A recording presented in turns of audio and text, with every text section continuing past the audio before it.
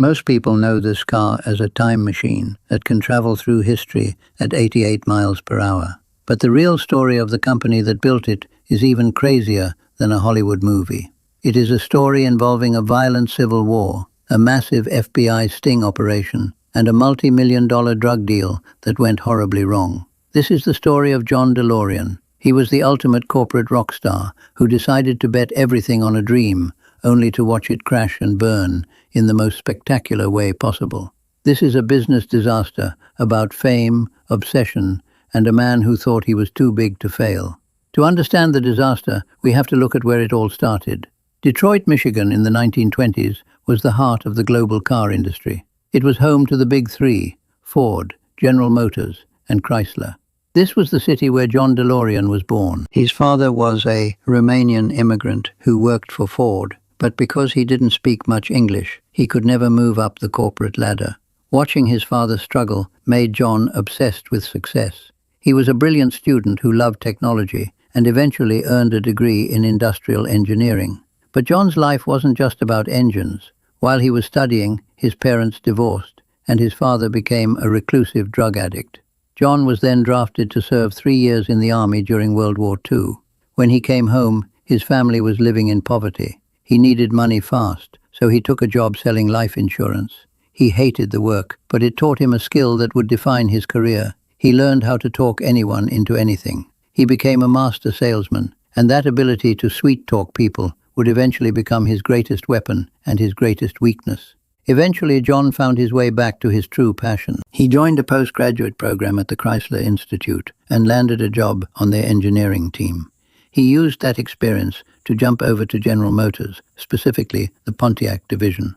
John was a hard worker, and he quickly rose through the ranks.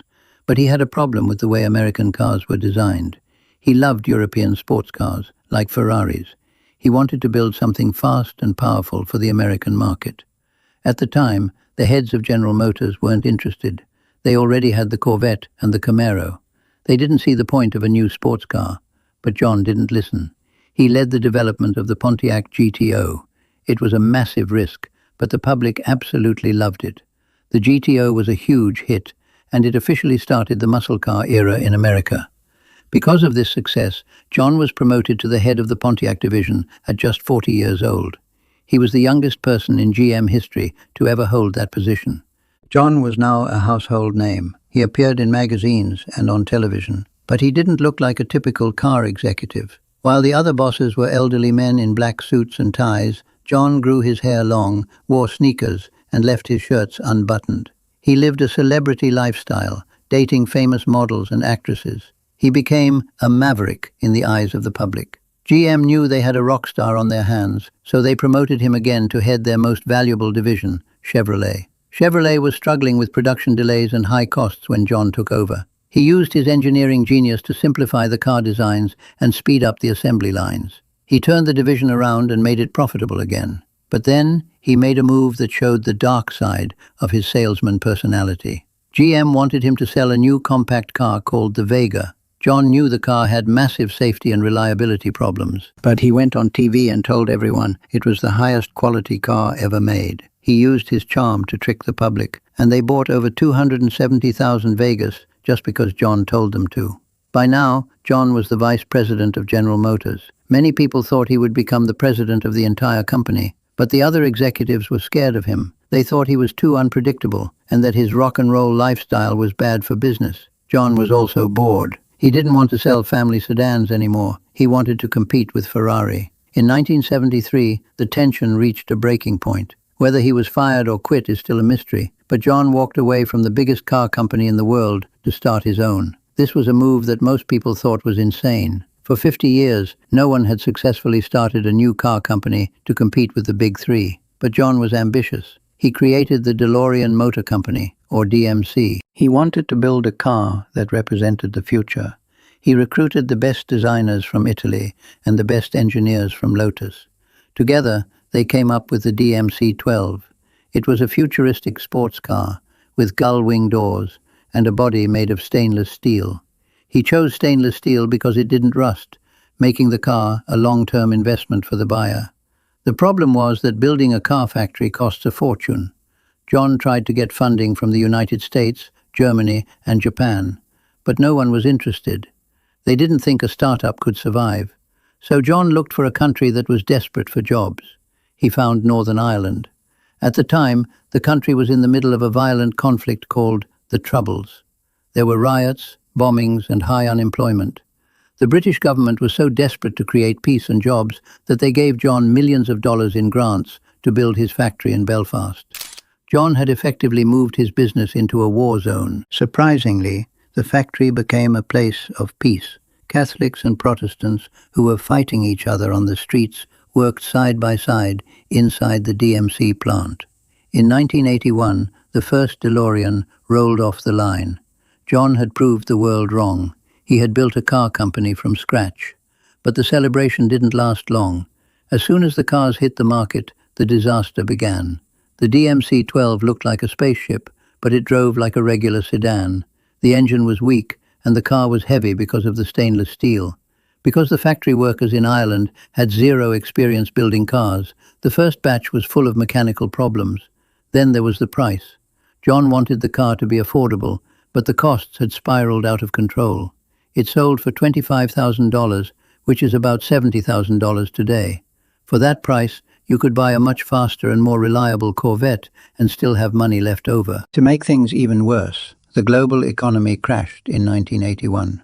People weren't spending money on expensive sports cars. Japanese companies were taking over the market with cheaper, better alternatives. Within just 1 year, DMC was on the verge of bankruptcy. John needed a massive bailout to keep the factory open. He turned to the British government again, but there was a new Prime Minister in charge, Margaret Thatcher. She was focused on cutting government spending and refused to give John another penny. John was desperate. He traveled the world looking for investors, but his salesman charm wasn't working anymore. Nobody wanted to bet on a failing car company. He vowed to his team that he would find the money. But what he did next was a total shock. A former neighbor contacted him with a deal that could earn him millions of dollars very quickly. The catch? It involved smuggling a massive shipment of cocaine. John felt he had no other choice. He agreed to the deal and met with the smugglers in a hotel near the Los Angeles airport. He thought he was saving his company, but he was actually walking into a trap. His neighbor was an FBI informant, and the entire deal was a sting operation. As soon as John agreed to the $24 million drug deal, FBI agents burst into the room and arrested him. The video of the arrest was shown all over the news. John DeLorean, the famous CEO, was now a common criminal. The trial lasted 22 weeks. In a shocking twist, the jury found John not guilty. His lawyers were able to prove that he was a victim of entrapment. They showed that the FBI had targeted a desperate man and pushed him into a crime he wouldn't have otherwise committed. John was a free man, but his reputation was destroyed. He was on the cover of every magazine, but not as a business genius. He was seen as a sleazy drug dealer. His father's life had been ruined by drugs, and now, in a different way, John's life was ruined by them too. The scandal was the final nail in the coffin for the company. The Belfast factory was shut down, and over 1,000 workers lost their jobs. Only 9,000 DeLoreans were ever produced. John's dream was dead. He was broke and alone. He famously asked a reporter, "Would you buy a used car from me?" He knew his career in the auto industry was over. But then, something strange happened. 3 years after the company went bankrupt, a movie called Back to the Future was released. The director needed a futuristic-looking car to serve as a time machine. He had seen the DeLorean in all the news reports about the drug scandal and thought the stainless steel look was perfect. Suddenly, the car became a global icon. Millions of people who had never heard of the company now wanted a DeLorean. It became one of the most famous cars in history, but it was too late to save the business. John DeLorean died in 2005 in a small one-bedroom apartment. He never got to see his company return to glory. However, the story didn't end there. Because the movie made the car so famous, a mechanic in Texas eventually bought all the leftover parts and the rights to the DMC name. Today, there are plans to bring the brand back as an electric sports car company. The time machine is finally getting a second chance. The lesson of John DeLorean is a warning about the dangers of ego and desperation. John was a brilliant engineer and a master salesman, but he let his obsession with fame and success blind him to reality.